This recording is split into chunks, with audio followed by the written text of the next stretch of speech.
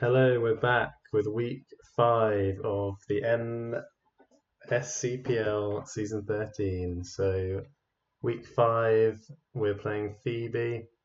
Got both the teams up on the screen. So, I'm not sure if we played each other before, but yeah, I'll go through the teams. So, I've made a couple of changes to my Gen 5 team. So, I've brought in Chandelier for Hisuian Zoroark. I wanted it at the start, but Dial picked it for his legless team, and he's very kindly traded it away, which meant I could pick it up. Yeah, I think Chandelier will be good. Infiltrator, its ability to hit through substitute, I think is the main reason I want it, given the issues I've had with some substitutes this season. I've also brought in Durant for Embor. So Chandelier now covers my fire type, and I wanted some good physical power, and Durant's really strong with hustle. It can also set up with home claws as well to get through that accuracy reduction that hustle gives it, and it's a good speed tier as well, so it's a nice middle one between Taunty and Hydreigon. And what else did I do? Girder for Duosion at the bottom. So I had Duosion, but without Embor, I thought having a fighting type was more important than having a psychic type. And yeah, Girder is actually pretty good value for 1 point. You've got a Mach Punch that's stronger than Infernape Mach Punch, so actually good strong priority when you need it. I think it's bulkier than Conkeldurr with Eviolite, which is pretty good. Obviously, it just has to hold that item, which is what limits it. But yeah, good coverage in the elemental punches. It can be a status absorber with guts. So yeah, I think it will be coming this season. Phoebe's team is cool. She's doing a gimmick. So as she was building her draft, I was looking at it and I was thinking there's something just aesthetically pleasing about her team, but I can't work out what it is. But she's gone all green Pokemon, so including shinies as well, which is why I like Registeel and Seismitoad and Espeon are in there. But yeah, it's a cool theme for a team. The main threats in her team, so Tyranitar is a bit of a threat with Dragon Dance, but it also does set up the sand for my Excadrill, so she's got to be careful with that. Mega Venusaur is just one of the fattest Pokemon in the whole format we have, so yeah, just hard to break down. Rillaboom obviously incredibly powerful with grassy terrain like Wood Hammers and Grassy Glides, and then Hawlucha, as we just about got through an unburdened, well, not unburdened in the end, game last week, and now we're facing unburden again this game, but you never know, she might bring Mold Breaker or something by mistake, so fingers crossed for that one. And then yeah, a load of good support Pokemon beyond that, including Bellibolt, which yeah, just seems to be a good little dude for 5 points. So yeah, I will go onto my team. Seamless transition this week. Oh, I've been disconnected from Showdown. So the theme of the team this week is Hex Hacks, which you'll see as I go through it. So potential win-con this week. I think I'm not entirely sure on a win-con this week. I think it'll just I'll have to see what she's brought and how it's going basically. But yeah, Tornadus is a potentially one. So heavy duty boots to protect from hazards, Regenerator obviously.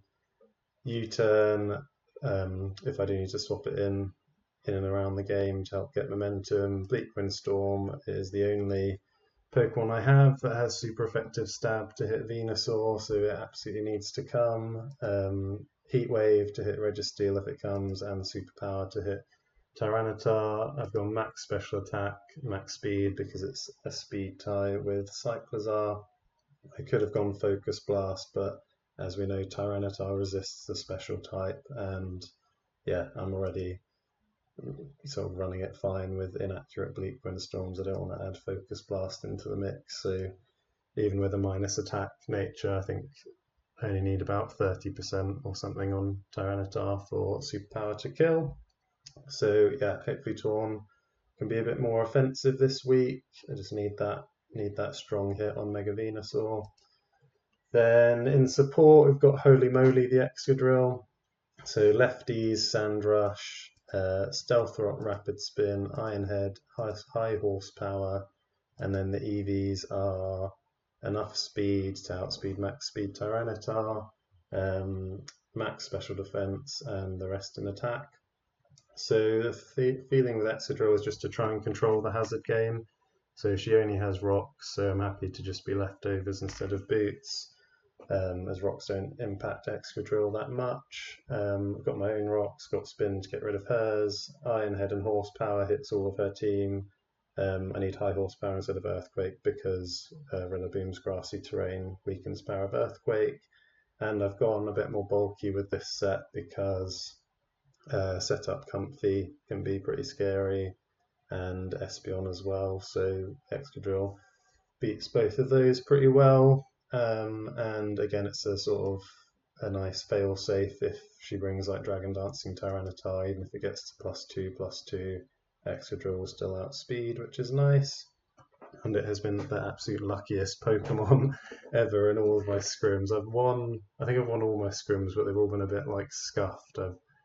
I've had like loads of Excadrill Ironhead flinches on like Mega Venusaur and Ironhead crits into flinch into crit. So yeah, I might have used up my luck in the scrims, but we shall see how it goes.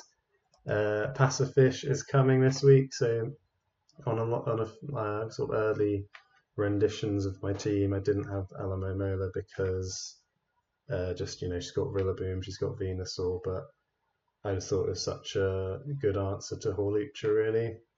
So this set is red card, regenerator, flip turn, Aquajet, knockoff, alluring voice, and then the EVs are max defense, relaxed nature, summon special attack, summon attack, summon HP, and minimum speed. So the red card is basically if it survives a hit, the Pokemon that hit it gets knocked out.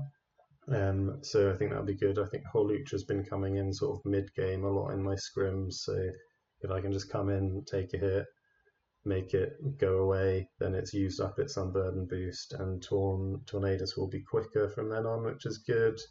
But then the other sort of moves are fairly standard, so Flip Turn for momentum, Aquajet for a bit of priority if I need it against Dragon Dancing T-Tar or Hawlucha.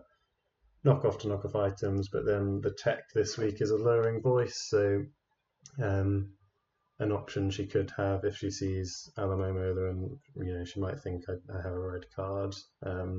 She can just set up with Hawlucha, but alluring voice confuses the target that has a stat rise, so sort of the aim with this is to make Hawlucha have to make a choice, so it either attacks me and leaves, or it starts setting up and takes a hit, gets confused, and has to run the risk of hitting itself in confusion.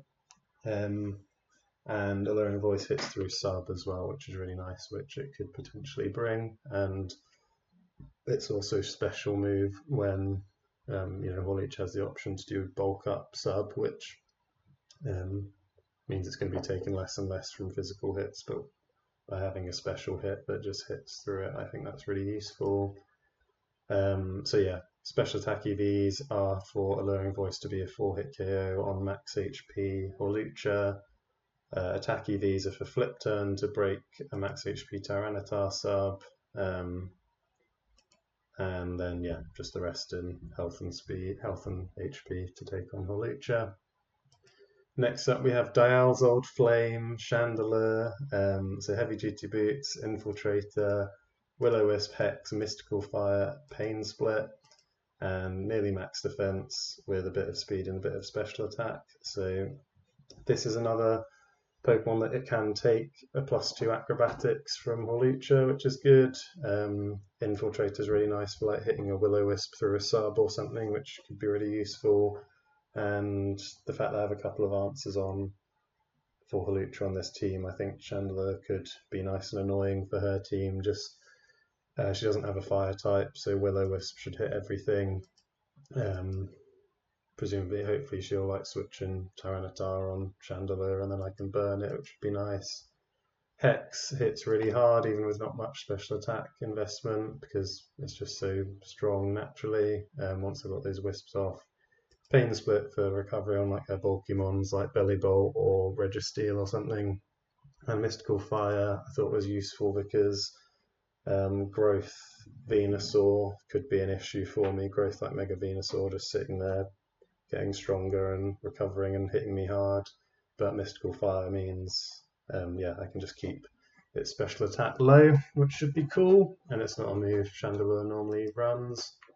So yeah, I'm hoping this can be a bit of a surprising set and be a bit annoying and burn some things, take a hit if it needs to, do some good damage. Then next up we have Doctor Who, the Mega Ordino. So I didn't think there was quite enough regenerating in last week's match. So we've got Quad Regenerator this week. We've got Thunderwave, Draining Kiss, Flamethrower, and Heal Bell. Just max HP, max special attack. So another thing that can take a +2 acrobatics or close combat from Hawlucha. Draining Kiss does a good chunk to it. I'm hoping to catch Mega Venusaur on a Thunder Wave, which would be really useful. It would then mean Chandelure's hexes are doing lots of damage as well, and it would then be slower than everything on my team. So that is what I'm hoping to do. Yeah, Draining Kiss Stab to get a bit of recovery, Flamethrower to hit Registeel, and Heal Bell in case she wants to like slow it down with like a Soak Toxic Belly Bolt or something like that. But yeah, Mega Ordino I think should be good. Doctor Who, it can live a Adamant Banded Woodhammer from Rillaboom from full, which is kind of crazy just with max HP. It's actually really, really bulky. So yeah, should be useful for the team. And then finally we have Fun Guy, the 4th Regenerator, Rocky Helmet, Synthesis Growth, Giga Drain, and Sludge Bomb. Nearly max defense with a bit of special attack and a bit of speed. So the speed is to outspeed like no speed Mega Venusaur once it's paralyzed. Special attack EVs are so that Giga Drain breaks a max HP Tyranitar sub in the sand, which was a bit scary in scrims, and then just the rest into defense to help take on Tyranitar and Rillaboom. Synthesis Growth, Giga Drain, Sludge Bomb, so I'm hoping if in like a long drawn out one, if I can get Venusaur paralyzed, like growthing upping it with Sludge Bomb should be able to wear it down. And same with like Belly Bolt, I can growth up on Belly Bolt if it's not like some Soak Toxic set. So yeah, I've gone pretty defensive overall, just with Torn as the potential Wingon or potentially Excadrill if the sand does come and I can position it right. But yeah, we'll see how it goes.